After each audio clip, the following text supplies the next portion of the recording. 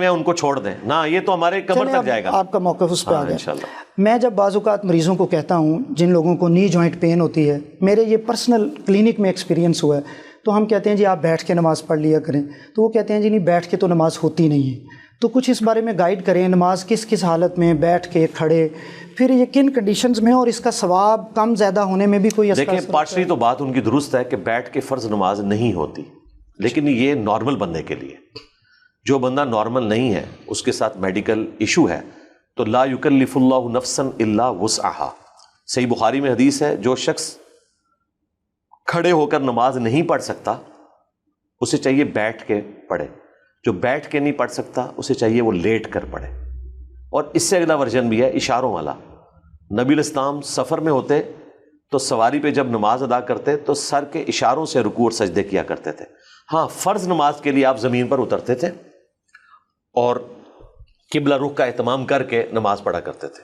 نفلی نماز کے لیے نہ قبلہ رخ ہونا ضروری ہے اور نہ سواری سے اترنا ضروری ہے. یہ بخاری مسلم میں موجود ہے. نہیں، میں فرض کا ہی پوچھ رہا ہوں. اب فرض کا جو آپ نے پوچھا اس میں تو میں نے آپ کو پہلے بتا دیا کہ اگر کسی کے ساتھ کوئی جینون ایشو ہے تو یہ جو لوگ کہتے ہیں وہ اپنی پرسنل کیپیسٹی میں کہہ رہے ہیں. کسی مکتب فکر کے، کسی عالم دین کا یہ موقف نہیں ہے کہ اگر کسی شخص کے گھٹنے کا مسئلہ ہے یا ڈاکٹر سے سجیسٹ کرتا ہے تو وہ شخص جان بوجھ کر کھڑا ہو کر ہی نماز پڑھے، ادروائز اس کی نماز نہیں ہوگی. یہ کسی کا موقف نہیں ہے. ہم صرف یہ کہتے ہیں کہ ایک شخص مسجد کے دروازے پر آدھا گھنٹہ پالیٹکس کے اوپر ڈسکشن کرتا ہے اور مسجد میں جا کے کرسی پہ بیٹھ کے نماز پڑھتا ہے، تو ہم اس کو کہتے ہیں بھائی تیری نہیں ہوتی، کیونکہ تو کھڑا ہو سکتا تھا. تو جو کھڑے ہو سکتے ہیں وہ قیام کھڑے ہو کر کریں، بقیہ نماز بیٹھ کے پڑھیں. اور جو بالکل نہیں کھڑے ہو سکتے، ویل چیئر پہ آئے ہیں، ٹھیک ہے، تو وہ یقیناً بیٹھ کے پڑھیں. یا اگر کسی کے گھٹنے کا مسئلہ ہے وہ بیٹھ کے نماز پڑھیں. جو آدھے ثواب والا مسئلہ ہے وہ اس صحت مند بندے کے لیے جو کھڑے ہو کر نماز پڑھ سکتا تھا. وہ حدیث ہے صحیح مسلم میں کہ جو شخص بیٹھ کے نماز پڑھتا ہے اس کو آدھا ثواب ملتا ہے. لیکن یہ اس صورت میں ہے جب اس کے ساتھ کوئی اس طرح کی چیز اٹیچ نہ ہو. بخاری میں حدیث ہے، نبی علیہ السلام نے فرمایا کہ اگر کوئی شخص بیماری کے دنوں میں ایکسٹرا آرڈنری عبادات چھوڑ دیتا ہے تو اللہ تعالیٰ فرشتوں سے فرماتا ہے کہ اس کے نامہ اعمال میں وہی ثواب لکھو جو صحت کے دنوں میں یہ کیا کرتا تھا، کیونکہ یہ بیماری تو میں نے اس کو دی ہے. تو یہ میں نے کنکلوڈ کر دیا کہ ہر اعتبار سے اس کے لیے ثواب ہی ثواب ہے. ثواب ہے. اچھا، نماز سے متعلق ایک سوال ہے کہ بعض لوگ کہتے ہیں کہ نماز میں، اب ظاہر ہے ہم عربی میں نماز کے کلمات ہیں تو اس میں ہم دعا بھی مانگ سکتے ہیں نماز کے دوران، پنجابی میں، اردو میں کر سکتے ہیں؟ یہ پنجابی اردو میں نہیں، عربی پروٹوکول ہے مسلمانوں کی یونٹی کا. ٹھیک ہے. استقبال قبلہ بھی، ورنہ آج پاکستان کے دیوبندی دیوبند کی طرف منہ کر کے نماز پڑھتے، بریلوی بریلی کی طرف منہ کر کے نماز پڑھتے اگر ہمارے پاس قبلہ نہ ہوتا. یہ مسلمانوں کی یونٹی کی علامت ہے.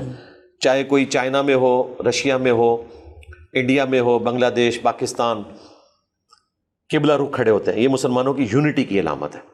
دوسری یونٹی ہے ہماری عربی زبان.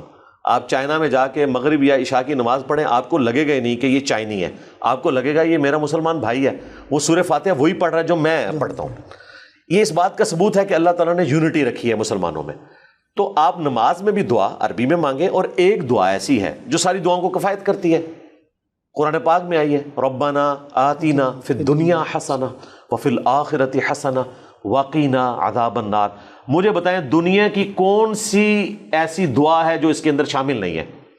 فی الدنیا حسنہ میں دنیا کی ہر نعمت اور آخرت. تو یہ دعا ہر مسلمان کو آتی ہے. صحیح مسلم میں حدیث ہے، سجدے میں انسان اپنے رب کے قریب ہوتا ہے، خوب دعائیں مانگا کرو.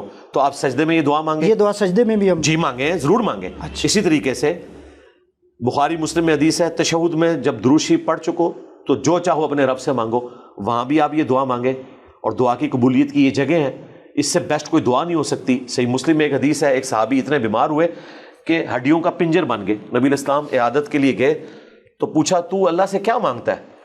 آپ کو اندازہ ہوا کہ اس نے کوئی ایسی دعا کی ہے کہ اس کی یہ حالت ہوئی ہے. تو اس نے کہا کہ میں اللہ سے کہتا ہوں کہ جو تو نے مجھے آخرت میں عذاب دینا ہے دنیا میں دے لے. تو آپ نے کہا سبحان اللہ، تو دنیا میں اللہ کا عذاب برداشت کر سکتا ہے؟ اور تجھے تو چاہیے تھا تو کہتا ربنا آتینا فی الدنیا حسنہ وفی الآخرۃ حسنہ وقینا عذاب النار.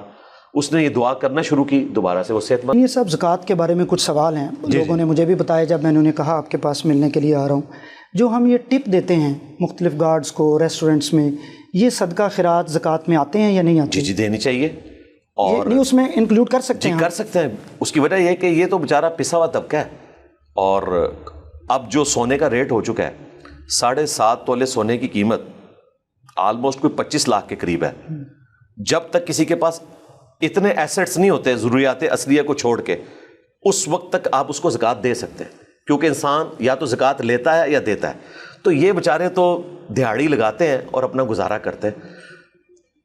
اگر آپ کے پاس زکوٰۃ کی رقم ختم ہو چکی ہے تو آپ ایڈوانس بھی زکوٰۃ نکال کے اگلے سال کی ان کی خدمت کر سکتے ہیں۔ اگر آپ زکوٰۃ سے ہٹ کے کوئی صدقہ خیرات نہیں کرنا چاہتے تو یہ آپ کو اللہ تعالیٰ نے اجازت دی ہے کہ آپ اگلے سال کی ایڈوانس نکال لیں زکوٰۃ، کہ اس سال کی میری ختم ہوگی، میں اگلے سال کی ایڈوانس نکال دیتا ہوں اور میں زکوٰۃ سے اس کی مدد کر دیتا ہوں، اور ضرور کرنی چاہیے، یہ ثواب کا کام ہے۔ اچھا، چونکہ ہم لوگ کہتے ہیں کہ زکوٰۃ جس کو دیں اس کو بتا کے دیں، یہ لوگ کہتے ہیں، اسلام تو کہتا ہے کہ اپنے صدقہ اور خیرات کو، قرآن کی آیت ہے سورۃ صدقہ بھی البقرہ، جی صدقہ اور صدقہ عربی زبان میں صدقے کا ورڈ استعمال ہوا ہے زکوٰۃ کے لیے۔ جو فرض صدقہ ہے وہ زکوٰۃ ہے، جو نفلی صدقہ ہے وہ عام صدقہ، ہم صدقہ کہتے ہیں۔ سورہ التوبہ میں جو زکوٰۃ کے 8 مصارف آیت نمبر 60 میں بیان ہوئے نا، اس میں لفظ ہے صدقات کے یہ مصارف ہیں۔ اللہ کے ہاں جو اس کی ٹرم ہے نا مین اوپر فرضی کے لیے وہ ہے صدقہ۔ صدقے میں ایک فرض صدقہ ہے وہ زکوٰۃ ہے، پھر کچھ واجب صدقات ہیں جو آپ منت کے صدقات ہوتے ہیں، پھر صدقہ فطر بھی ہوتا ہے۔ تو جو فرض صدقہ ہے وہ 2.5% ہے، اور یہ اس وقت ہوگا جب تھریشولڈ پوائنٹ آپ کا کراس کر جائے گا، 1 سال آپ کے پاس 7.5 تولے سونا یا اس کے ایکویلنٹ مالیت ہے۔ تو یہ جو زکوٰۃ والا معاملہ ہے وہ آپ نے غریبوں میں تقسیم کرنی ہے، اور ایڈوانس زکوٰۃ نکال کے بھی آپ کسی غریب کی مدد کر سکتے ہیں۔ اس سے تو کوئی اچھی بات نہیں۔ آپ نے یہ نہیں دیکھنا کہ اس کے پاس موٹر بائک ہے تو اسے زکوٰۃ نہیں لگے گی۔ بھئی موٹر بائک اس کی سواری ہے، وہ اس کے ایسٹس نہیں ہیں، مشکل سے جمع کیا اس بیچارے نے۔ دوسرا وہ اس کے ایسٹس نہیں ہیں۔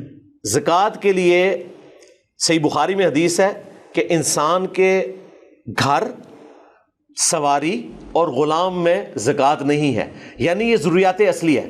اگر کسی کے پاس گاڑی ہے نا تب بھی اس پہ زکوٰۃ لگ سکتی ہے، کیونکہ یہ اس کی ضرورت کی چیز ہے۔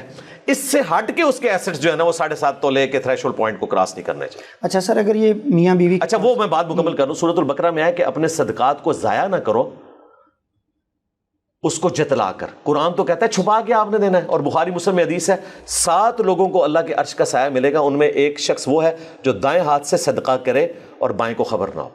یہ جو ہم نفلی صدقہ جس کو ہم صدقہ کہتے ہیں عام طور پہ، کوئی صدقہ لوگ وہ بھی بغیر بتائے کرنا، وہ بھی بغیر بتائے اپنے شخص کو دے دیں۔ ایون اگر آپ کسی کی عید کے موقع پر مدد کرنا چاہتے ہیں آپ عیدی کہہ کے کریں، کوئی مسئلہ نہیں، لیکن اس چیز کو آپ انشور کر لیں کہ اس پہ لگتی ہو، اور وہ بالکل گراس روٹ لیول پہ جا کے نہیں، موٹا سا اندازہ ہو جاتا ہے اس کے حالات اور جی نظر آ۔ اچھا، میاں بیوی کے پاس جو زیور ہوتا ہے سر، عام طور پہ ظاہر ہے وہ بیوی کی طرف سے آیا ہوا ہوتا ہے زیادہ، تو وہ زکوٰۃ میاں دے گا یا بیوی، یا کیسے ڈیسائیڈ کریں؟ اصولاً تو بیوی کو دینی ہے، لیکن چونکہ میاں کے وہ انڈر ہے تو میاں اگر دے دیتا ہے تو اس میں نیابت ہو جاتی ہے۔ اس کے لیے ٹرم استعمال ہوتی ہے نیابت، کسی کی طرف سے دینا۔ میں بھی اپنی بیوی کے زیور کی زکوٰۃ دیتا ہوں، اگر وہ خود دینا چاہے تو دے سکتی ہے، اس کے لیے پھر وہ سونے کو توڑوائے گی۔ یہ جو پبلک میں مشہور ہے کہ جی میرے پاس سونا ہے میں کماتی ہی نہیں ہوں، اور بھائی اس سونے میں سے زکوٰۃ دینی ہوتی ہے۔ جو کرنسی کی ہم زکوٰۃ دیتے ہیں نا، یہ اجتہاداً ہم نے نکالا ہوا ہے۔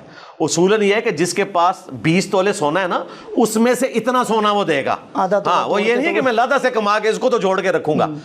اس کو رکھنے کے لیے ایک شرعی پینلٹی اللہ نے رکھی ہے کہ آپ نے 40واں حصہ یا 2.5% سال میں ایک دفعہ دینا ہے، تو آپ پھر زیورات رکھ سکتے ہیں، چونکہ یہ ہمارے ایسٹس ہیں تو وہ آپ دے سکتے ہیں۔ اچھا، اس میں ایک سوال یہ ہوتا ہے، بعض لوگ کہتے ہیں کہ جو زیورات ہیں وہ تو استعمال ہو رہے ہوتے ہیں، بیگم پہن رہی ہے یا فیملی کے لوگ اس کو، تو جو سونے کی اینٹیں رکھی ہیں یا جمع کر کے رکھا ہے اس پہ دینا ہے، جو روزمرہ استعمال میں ہے اس پہ نہ دیں؟ دیکھیں، یہ ایک ایسی چیز ہے جو لوگ جان بوجھ کے ایک اسکیپ روٹ تلاش کرتے ہیں۔ سب کانٹیننٹ کے معاشرے میں جب بچی کو زیور پہنایا جاتا ہے نا تو ایسٹ کے طور پر پہنایا جاتا ہے، اس لیے نہیں کہ وہ اس کو پہن کر تو زینت اختیار کرے گی، ورنہ تو وہ اپنے ماں باپ کے گھر میں بھی زینت اختیار کر رہی ہوتی۔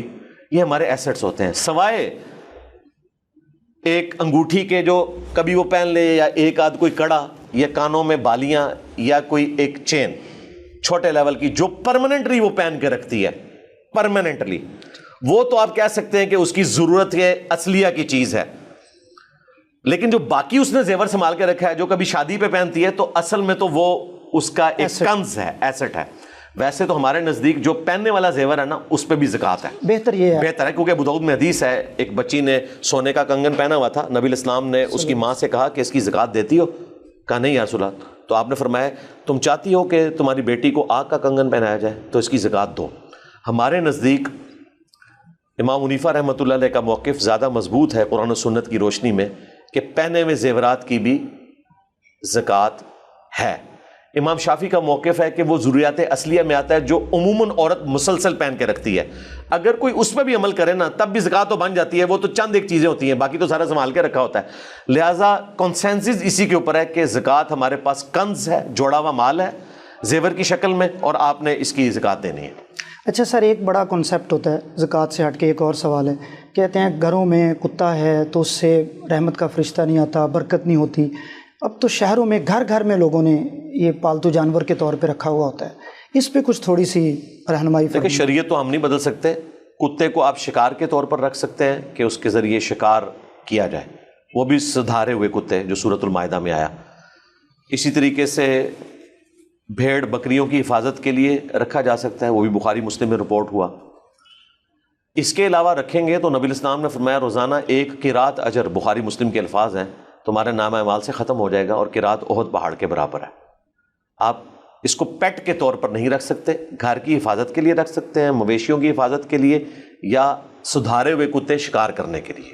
یہ تین ہی مصرف اس کے آئے ہیں. حفاظت کے لیے بھی گھر کے اندر نہیں رکھیں گے، گھر کی باہر والی باؤنڈری پہ رکھیں گے. عموماً جو لوگوں نے رکھے ہوئے ہیں تو یہ تو ظاہر ہے انہوں نے کتے پیٹس کے طور پہ رکھے ہیں، تو آپ بلی رکھ لیں، اور جانور رکھنے والے طوطے رکھ لیں، مرغیاں رکھ لیں، ان کا فائدہ بھی ہو. کتے رکھنے کی اجازت نہیں ہے. جی اچھا سر، ایک بڑا مسئلہ یہ ہوتا ہے کہ آج کل نوجوان جب سوشل میڈیا استعمال کر رہے ہیں، خاص کر خواتین اور مرد بھی اب تو وہ کرتے ہیں، تو وہ بہت زیادہ اپنی چیزیں سوشل میڈیا پہ ڈالتے ہیں. وہاں سے ماں باپ یا ان کے چاہنے والے یا دوست احباب کہتے ہیں کہ یار یہ نظر بد کا آپ کو خطرہ ہے، یہ لگ جائے گی. کہ اپنی کامیابی دکھانے سے یا بہت مشہور ہو جانے سے، ظاہر کر دینے سے یہ نظر بد کتنی لگ سکتی ہے، اس کا کیا تصور ہے اور اس سے بچا کیسے جائے؟ نظر تو لگتی ہے، صحیح مسلم میں حدیث موجود ہے، نظر تو لگ جاتی ہے. اس سے بڑی چیز یہ ہے کہ اس طرح کی تصویریں پھر لیک ہوتی ہیں، اور پھر اور ایشوز FIA کے کیسز بننا شروع ہو جاتے ہیں. یہ معاملات بھی تو ہوتے ہیں نا. تو میرا خیال ہے کہ تصویریں آخری درجے میں ایٹ لیسٹ جو فیمیلز ہیں ان کو تو اوائڈ کرنی چاہیے کہ اس طرح کی تصویریں باہر نہ نکلیں. باقی اس طرح کی کامیابی کو بڑھا چڑھا کر ذکر کرنا تو حاسدین کی نظر تو لگتی ہے. تو کوشش کریں کہ بس جتنی ضرورت کی چیز ہے اس کو شو کریں جب ضرورت پڑے. خام خواہ لوگوں کا دل جلانے کے لیے یا آپ لوگوں کے سامنے ڈومینیٹ ہونے کے لیے ان چیزوں کا ذکر نہ کریں. اور اس کا حل بھی موجود ہے. آخری 3 صورتیں المعوذات، رات کو سونے سے پہلے 3 دفعہ پڑھ کے اپنے جسم پر پھونکیں، صحیح بخاری مسلم میں آیا ہے. تو یہ 3 پناہ دینے والی صورتیں ہیں، ان میں حاسدین کے شر سے بھی پناہ مانگی گئی ہے، تو اللہ تعالیٰ حفاظت فرمانے والا ہے. آمین. اچھا سر، ایک پچھلے دنوں سوشل میڈیا پہ بڑی ایک چیز چل پڑی کہ ایک خاتون ماہر نفسیات ہیں، ڈاکٹر صاحبہ ہیں، انہوں نے ایک نیریٹو کھڑا کیا کہ جی ہمارے معاشرے میں جو مرد حضرات ہیں ان میں جو بے راہ روی ہے اس کی ایک وجہ یہ بن جاتی ہے کہ ہماری خواتین جو ہیں وہ اتنا ان کا احترام یا رکھ رکھاؤ یا عزت یا بناؤ سنگار نہیں ہوتا ان کے سامنے، تو مرد ادھر ادھر جو ہیں وہ دلچسپی لیتے ہیں، اور اس پہ بہت ویڈیو سوشل میڈیا پہ لوگ بناتے ہیں. معاشرتی بے راہ روی مردوں میں ہے یا عورتوں میں ہے؟ کیا کوئی دوسرا فریق اور اس کے یہ کام ذمہ دار ہوتے ہیں؟ آپ اس میں کچھ رہنمائی نفسیاتی مردوں میں تو زیادہ ہے یہ چیز، اور شادی شدہ مردوں میں بہت زیادہ ہے. اس کے پیچھے یہ والی ریزن تلاش کرنا میرا خیال ہے یہ زیادتی والی بات ہے. ہر شخص نے اپنی قبر میں جانا ہے، اپنے رب کو جواب دہ ہونا ہے، اس لیے اسے اپنی آخرت کی فکر کرتے ہوئے سیکس ڈسپلن کو فالو کرنا چاہیے. خوف خدا رکھنے والے لوگ اس طرح کی چیزوں کو نہیں دیکھتے ہیں. یہ خام خواہ ایک جذباتی باتیں ہیں. مجھے بتائیں جن لوگوں کی بیویاں ایلیٹ کلاس میں بن ٹھن کے رہتی ہیں، سب سے زیادہ بدکاری تو ان میں پائی جاتی ہے مردوں کے اندر، تو ان میں تو بدکاری نہیں ہونی چاہیے. یہ تو انسان کے اپنے ذہن کا فطور ہے. عورتوں میں تو بہت کم اس طرح کی چیز ہوتی ہے. زیادہ تر مرد ہی ہیں جو عورتوں کو ورگلاتے ہیں اور اپنے پرسنل گینز کے لیے یوز کرتے ہیں. تو اس قسم کی چھپی دوستیاں رکھنا شادی شدہ بندے کو تو بالکل زیب نہیں دیتی، اور غیر شادی شدہ کے لیے بھی اللہ تعالیٰ نے حرام ٹھہرایا ہے اس کو. اچھا، اب میں آخری سوالوں کی طرف آتا ہوں. ایک سوال ہے سر، آج کل سوشل میڈیا پہ مایوسی کافی زیادہ ہے، نوجوان خاص کر بڑے مایوس ہیں. آپ کیا دیکھتے ہیں پاکستان کو دنیا میں، اگر آپ کمپیریزن کریں تو پاکستان کیسا ملک ہے؟ 10 سال بعد آپ کہاں دیکھتے ہیں پاکستان کو؟ دیکھیں، اب تو مجھے امید نظر آنا شروع ہو گئی ہے الحمدللہ الحمدللہ کہ پاکستان ایک ٹریک پہ چڑھ گیا، اور اللہ تعالیٰ نے ریئر ارتھ منرلس کی فارم میں ہمیں بہت بڑی ایک دولت دے دی ہے. سمجھ لیں آپ پاکستان میں تیل ہی نکل آیا ہے. اللہ کرے کہ حالات فیوریبل ہوں. انڈیا پاکستان کی جنگ کے بعد آج دیکھیں پاکستان کا گراف کہاں پہ ہے.